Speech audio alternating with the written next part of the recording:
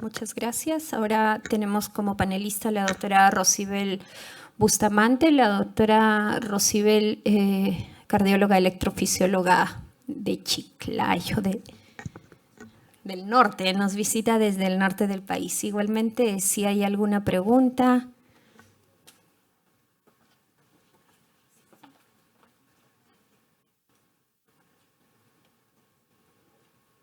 Hola. Buenas noches. En realidad los casos muy interesantes, los dos me han encantado bastante.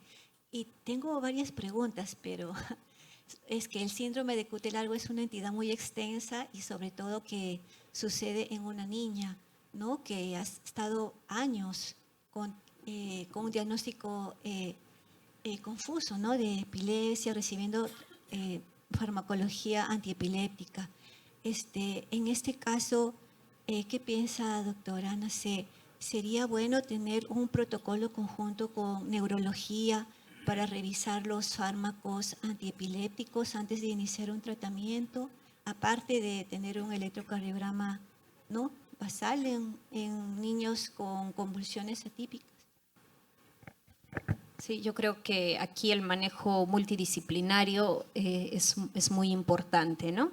El neurólogo tiene que conocer y esto lo vemos en realidad frecuentemente. Bueno, yo también tuve un caso parecido, pero en una chica de 21 años, con solo más tiempo en terapia anticonvulsivante, ¿no?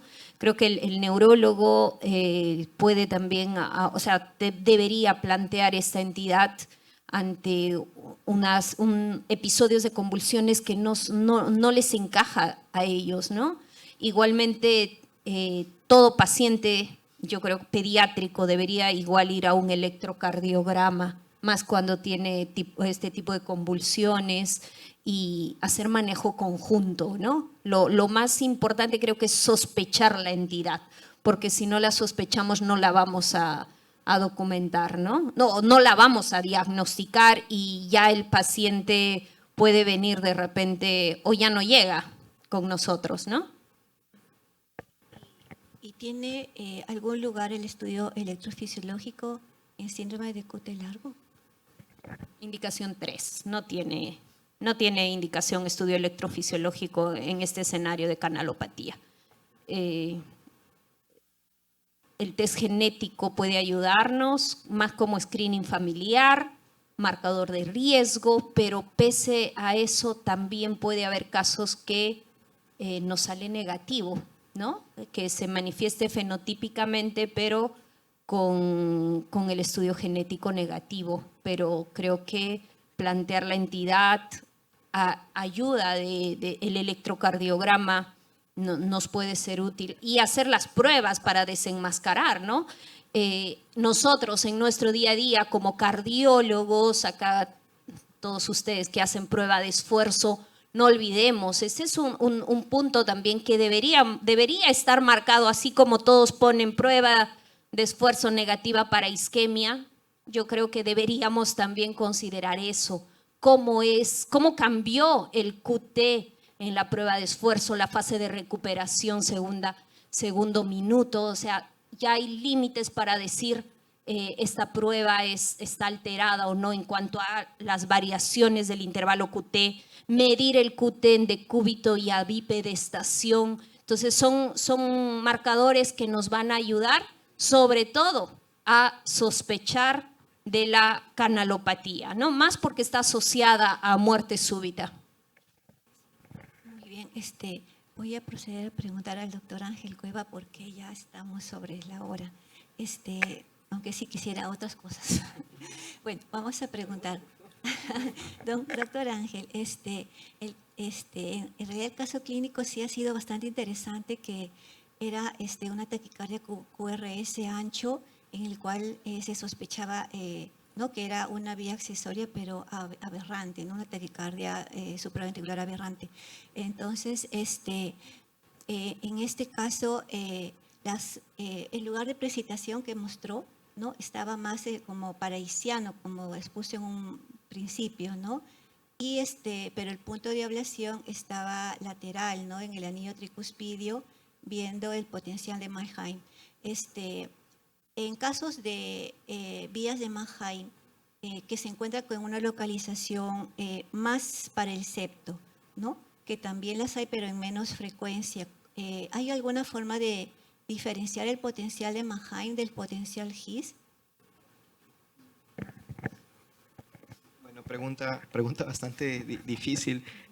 Bueno, en este caso era posición lateral derecha, ¿no? Si bien había unos puntos de radiofrecuencia en el anillo anterior tricuspidio, era porque habíamos estado pensando que era una ortodrómica con fenómeno de aberrancia.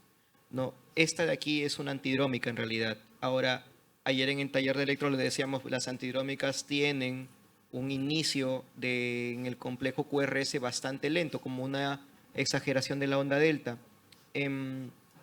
Pasa que esta de aquí usa el sistema de conducción. Entonces, es una antidrómica, pero que no va a cumplir, o mejor dicho, el inicio del QRS es bastante rápido, ¿no? Tal y cual ocurre con el fenómeno de aberrancia. Ahora, si nos enfrentamos en el día a día con vías accesorias paragisianas, ahí pero un Mannheim paragisiano sería muy difícil de ver. Seguramente hay casos reportados en la literatura. Yo no los he leído, pero sí en alguna oportunidad nos hemos enfrentado a vías accesorias de las comunes y silvestres, aquellas que unen músculo auricular con músculo ventricular en posición paragisiana derecha. Y hay que primero valorar si vale la pena aplicar radiofrecuencia, ¿no? Vamos, si es un paciente con una preexcitación derecha asintomática que va a sala, es una vía de bajo riesgo, yo en la vida pues le vamos a generar una aplicación de radiofrecuencia por el riesgo de lesión del nodo auriculoventricular. Pero si es un paciente muy sintomático, una vía de alto riesgo, uno se corre este riesgo usando pues todas las herramientas que tenemos, introductores largos, inclusive a veces picando la arteria por abordaje retroaórtico, pudiéramos cauterizar ese tipo de vías accesorias. En alguna oportunidad también hemos ido por el lado subclavio o yugular, ¿no? Para generar un poquito más de estabilidad, ¿no? Pero se debe usar este tipo de herramientas. Justamente, ahorita también se menciona, ¿no?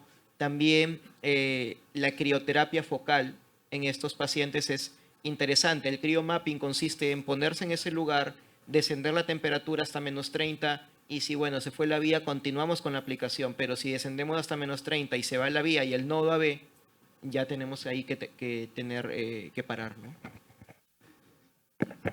Y que no tenemos en Perú crioablación para focales, ¿no? Solo hay para venas pulmonares. ¿Alguna pregunta? Que veo que sí. Sí, buenas. También felicitamos la presentación de los casos. Como se ha mencionado, es importante cuando tenemos casos raros o atípicos, pues replantear el caso y sospechar, porque muchas veces la clave está en que tratemos de hacer un diagnóstico diferencial. Quería aportar al caso que presentó Ángel. El caso que ha presentado, de lo que tenemos registrado y recordamos, es el tercer caso Mannheim que hacemos acá en la institución y que son casos que demandan mucha alta sospecha. Y es importante ir de la mano de la fisiopatología de estas vías de Mannheim. Y remarco dos características importantes, como se ha mencionado ahí, que muchas veces, a diferencia de las vías accesorias comunes, son vías accesorias que en la unión auriculoventricular no es la zona crítica de abordaje o de ablación. ¿Por qué? Porque recordemos que la naturaleza histopatológica de la vía accesoria es finalmente son fibras musculares. Entonces, a nivel auriculoventricular es un poco más extenso, más ancha de lo habitual, y la zona crítica es una proyección hacia el ventrículo, casi donde mencionaste en la unión con algún segmento de la rama derecha, ¿no? Entonces, ese detalle es importante porque muchas veces si no tenemos impacto a nivel auriculoventricular, que habitualmente es donde tenemos como blanco a una vía accesoria auriculoventricular, hay que seguir el trayecto, y más ahora ayudamos que tenemos sistema de navegación, seguir el trayecto porque muchas veces vamos a encontrar la zona crítica para interrumpir la conducción casi en una proyección ventricular, ¿no? Que si hacemos el mapeo probablemente sea en la unión con la rama derecha, ¿no? Y la otra particularidad es que muchas veces, cuando ahí se ha mencionado y usualmente actualmente usamos protocolos en los estudios electrofisiológicos convencionales, en donde nuestro catéter para estimular la aurícula es el seno coronario.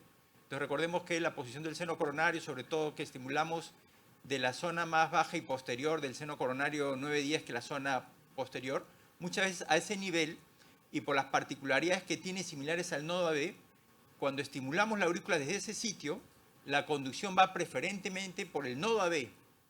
Si nosotros tenemos la sospecha de una vía Mahay, muchas veces para hacerlo más evidente y que nos ayude a mapear a nivel por el cual cruza el anillo tricuspidio, es importante tener un catéter auricular alto, sobre todo pegado a la cara lateral, que nos va a dejar evidenciar más fácilmente la vía accesoria y nos permita mapear esa vía, ¿no? En el caso que se ha presentado había la facilidad de que había una taquicardia incesante y por lo tanto eso permitió, pero a veces hay otros casos donde la taquicardia no es fácilmente inducible y tenemos que echar manos de esas propiedades electrofisiológicas que se conocen ya de las vías Mahay. Como se ha mencionado, la otra vía que nosotros logramos encontrar en los casos registrados fue una vía posteroseptal derecha y que muchas veces vienen asociadas a otras vías. Ese otro caso que era una vía posteroseptal derecha, antes había una vía posterior clásica típica, pero se eliminó, pero seguíamos viendo el patrón de preexcitación y una inducción de una taquicardia. Entonces ahí se sospechó que había una segunda vía y las propiedades electrofisiológicas pues denotaban un patrón tipo Mahay, ¿no? Bueno, eso era lo que quería aportar de esos casos no frecuentes. ¿Alguna otra pregunta? Sí. Sí, bueno, comentarles pues un poquito el caso o los casos, ¿no? En donde pues podemos ver este tipo de mecanismos de reentrada no tan habituales, ¿no? Generalmente cuando tenemos taquicardias por reentrada B, pues la vía B común es la clásica que vamos a ver. Pero en estos escenarios en donde tenemos taquicardias supraventriculares ya confirmadas en el estudio electrofisiológico con un patrón de bloqueo de rama izquierda, con este componente inicial bastante estrecho como Ángel ha mostrado y con una activación retrógrada, si es que vamos a mapear la activación auricular hacia la región paracrisiana, nos debe llevar a pensar justamente en que algo más debe estar metida porque hay veces no es fácil hacer las comprobaciones o los estudios, como este caso que mostró Ángel, ¿no? Una taquicardia incesante donde uno quiere hacer maniobras de estimulación ventricular, no se puede porque hace taquicardia, y entonces uno pues lo que encuentra a la mano básicamente es la activación auricular y por ahí pues tiene algo de confusión. Pero bueno, es muy importante pues tenerlo siempre en mente, estas taquicardias con patrón de bloqueo de rama izquierda, transición tardía, componente inicial precoz y con eje superior izquierdo, pues pensar en que pues estamos frente a una taquicardia tipo Mahay y pues que justamente cuando ya empezamos a entender esta posibilidad y mapeamos el anillo tricuspidio y por ahí encontramos estos potenciales tan hermosos que Ángel nos ha mostrado, pues nos lleva ya a tener esa certeza, ¿no? Y de ahí obviamente uno pues hace sus maniobras, se va con el catéter cuadripolar hacia el ventrículo, hace las maniobras de estimulación, ve que el ventrículo derecho tiene mayor precocidad en comparación a otras zonas y evidentemente con todo eso ya la sospecha clínica electrocardiográfica o en la sala pues aumenta y básicamente esto, ¿no? Creo que fue lo que pasó en el procedimiento, fue un procedimiento muy, muy interesante, dejó enseñanzas importantes que ahora obviamente ya se convierte en un esquema para este tipo de abordajes en estos casos, ¿no? Yo quiero aprovechar la pregunta para, ya creo que todos se han ido conociendo o nos vamos a ir conociendo sobre las vías tipo Mahay para nuestro público y en cuanto al manejo hasta que llegue el paciente con el doctor Cueva, ¿qué le voy dando al paciente? ¿Tiene algún esquema terapéutico diferente?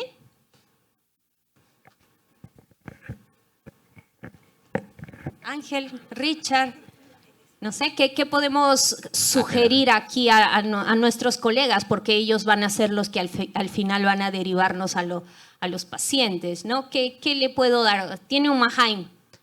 Y que implica algo más, qué tipo de tratamiento mientras va a ir a la ablación. Estamos viendo que el tratamiento va a ser ablación. Bueno, en primer lugar, creo que nadie va a sospechar de Mahay en primera instancia, ¿no? Si me llega esa taquicardia, yo pues digo, es una taquicardia supraventricular con fenómeno de aberrancia y ya está. Y si veo que el electrocardiograma no está preexcitado, es lógico que mi primera piedra angular sean frenadores del nodo AB, beta bloqueadores, ¿no? En primera instancia, esto es por guías. De repente, si es que ya el electrocardiograma se encuentra con una preexcitación evidente, se podría dar fármacos tipo bloqueadores de canales de sodio 1C, como la propafenona, ¿no? A veces la combinación de ambos también es útil, ¿no? Pero por guías nosotros usamos beta bloqueadores o calcio antagonistas si es que el paciente no tiene una preexcitación evidente, y podemos echar mano de la propafenona en nuestro medio cuando ya hay una preexcitación bastante evidente, o combinar ambos si es que la respuesta no es adecuada, ¿no? Sí, de acuerdo. Sí, concuerdo que la única estrategia farmacológica que podríamos recomendar en este tipo de casos es la combinación con propafenona y tal vez algún beta bloqueador. Fuera de eso, realmente no esperaría que nada le hiciera una modulación ni siquiera parcial a la vía. Quería comentar sobre la zona gris en los casos de QT prolongado, ¿verdad? Todos tenemos muy claro qué hacer cuando el QT está manifiesto arriba de 500 milisegundos. Hay una zona que se describe como riesgo intermedio entre 475 y 500 milisegundos. A veces falsamente percibimos que no hay riesgo, en realidad no es así. Nosotros en nuestra institución hemos tenido un par de casos donde se le dice al paciente, bueno, lo vamos a estar observando y se está tratando de protocolizar el implante de un monitor de eventos que tenga la posibilidad de contar con telemetría remota, pero en la espera que eso conlleva, mientras se lleva la sesión, se aprueba, se cita al paciente, se le implanta el loop, se le indica el beta bloqueador, pues hemos tenido dos casos, un paciente de 14 años que hizo muerte súbita y ese paciente falleció en la espera porque el intervalo estaba en 492 milisegundos y se consideró que el riesgo no era tan elevado y finalmente pues sí era de alto riesgo.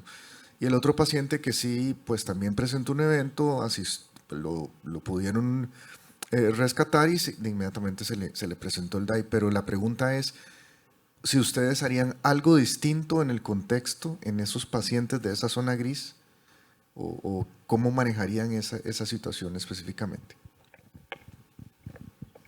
Sí, yo creo que cuando tenemos borderline también nos va a ayudar, no sé, si hacemos estudio genético. Acá en Perú no tenemos dónde derivar, generalmente se manda fuera, obviamente a veces limita hasta los costos, ¿no? Lo ideal sería tener a la mano, ver el grado o sea, hay genes que van a tener mayor riesgo que otros. Creo que eso nos podría inclinar un poco la balanza, ¿no? Para este grupo de pacientes. También tenemos un punto es en los asintomáticos y que tienen toda la familia enferma. También yo creo que a veces nos limitamos y el QT está así, 470. ¿No? Hay situaciones que creo que todavía estamos limitados para poder decidir y poder darle el mejor tratamiento al paciente. Hace un momento justamente se presentó el caso clínico, el doctor Milton se fue, nos comentaba que en su experiencia pone muy poco de cardiodesfibrilador en el contexto de QT largo, no sé la experiencia de cada uno cómo va. Acá en el instituto en este año ya vamos poniendo en el contexto de QT largo a 2 pediátricos, los dos como prevención secundaria. Una de las cosas que tiene es la limitación de la falta de pruebas genéticas, que es lo que te va a ayudar en esa zona gris para decidir cuál tiene una mutación de alto riesgo, que está en la zona gris, pero que por la mutación ya acabas indicando el dispositivo antes. Nosotros indicamos poco desfibrilador también por eso, porque se insiste mucho en el tratamiento con beta bloqueador. Y este caso que tenía bastante arritmia ventricular, el desfibrilador simplemente te va a ayudar a chocar cuando tienes eso. Pero hay que considerar las otras alternativas del beta bloqueador porque sí, lo máximo que tolere y en tal vez en algunos casos simpatectomía, que te va a ayudar a reducir un poco esa carga simpática y también reducir la cuestión del riesgo. ¿Cómo la manejaste después? Porque aumentando la frecuencia el Sí. QT no se mantuvo tan corto. Sí, se le tituló el propranolol la dosis máxima. Llegó a cortar un poco realmente y le mandamos a casa con estimulación atrial. Y la dosis máxima tolerada de propranolol.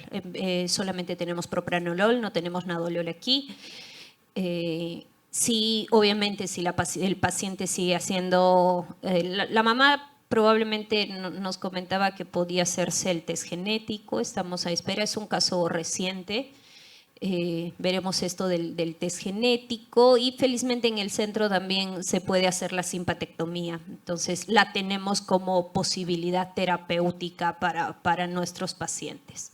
Y la otra parte importante ahora es el screening de la familia, porque ya sabes que tienes una mutación, que es una presentación grave, el fenótipo de ella es súper grave, con varios eventos de síncope, arrítmicos todos, y que estaba en evolución con neurología, pero los hermanos, los primos, papá, mamá, todo eso hay que buscar también, hacerles electro a todo el mundo, tratar de buscar porque vas a tener otro paciente con riesgo y que a veces uno se trata en un paciente y no se puede olvidar que toda la familia, que es donde realmente se hace la prevención y el efecto para evitar muertes súbitas en esos casos.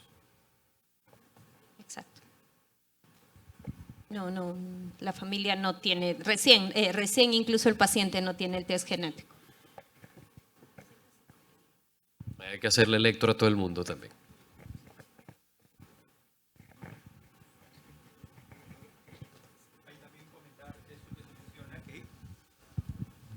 Y que un poco se remarcaba en parte de tu exposición, que muchas veces, a propósito de este caso de QT largo, que son parte de las canalopatías, que muchas veces nos olvidamos eso, y eso lo extendemos también a la cardiopatía hipertrófica, a lo que es al tamizaje familiar de la consejería, porque ese tipo de evaluaciones nos puede permitir evitar una muerte súbita, ¿no? Entonces eso es algo que también debe ser integrado y debe ser asumido por la institución, porque eso de todas maneras pues demanda un costo en instituciones como estas, que vemos limitados por referencias, no podemos atender a familiares, pero es una estrategia que implica un impacto de prevención de muerte súbita a la familia, ¿no? Y eso se extiende a otras patologías, ¿no?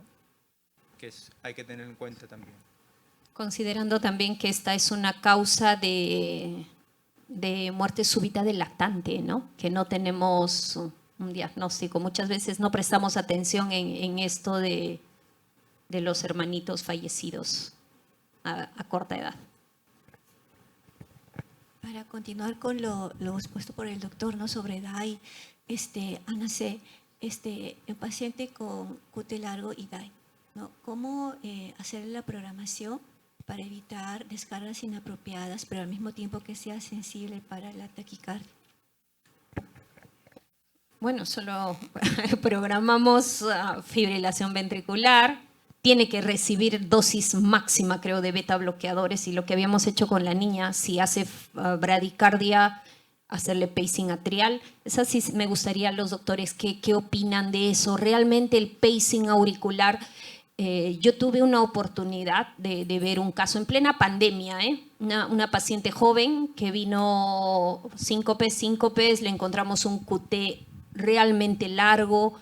En mi institución no teníamos ahí en ese momento cardiodesfibrilador, lo manejamos inicialmente. Habíamos dicho solo era síncope, no tenía historia de parada cardíaca.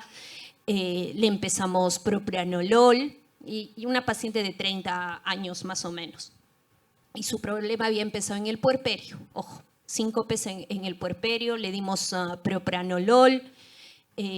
Como manejo así, decidimos colocarle un marcapaso bicameral para estimulación atrial y podamos titular el propranolol. Era una paciente de bajos recursos, ni pedirle test genético. Entonces, ¿qué lugar le darían aquí los doctores a la estimulación auricular? ¿Me quedaría contenta solamente con un marcapaso y le estimulamos aurícula para que tolere? Depende de varias cosas, pero antes la doctora dijo la parte de programación y en QT largo, tenemos la dificultad a veces por el doble conteo de que te va a contar el QRS y el T. Actualmente los algoritmos de programación de sensibilidad se adaptan a esa parte onda T y eso nos ayudó a resolver un poco esa parte de doble conteo. Entonces eso ayuda en cuestión de programación. Y la estimulación auricular va a depender de cómo se adapta el intervalo QT a la frecuencia alta. Entonces depende del tipo de QT que tienes. Si es tipo 1 o 2 vas a tener una buena adaptación del QT con aumento de frecuencia, pero el tipo 3 no. Y ahí parecía que los primeros 2 electros parecía tipo 1, pero en el último, cuando estaba con amiodarona, veías un ST más largo con una onda T más larga, parecía tipo 3. Entonces la prueba de esfuerzo tiene ayuda en el diagnóstico de esto. La prueba de aumento de frecuencia con el marcapaso temporario que tenías también va a ayudarte a ver cómo se adapta el QT. Tenemos un caso de un niño de 1 año con varios desmayos. La mamá lo veía que se desmayaba y no sabía qué era. Y era un síndrome de Timothy, que era una mutación súper grave con QT, con una alta mortalidad de esto también.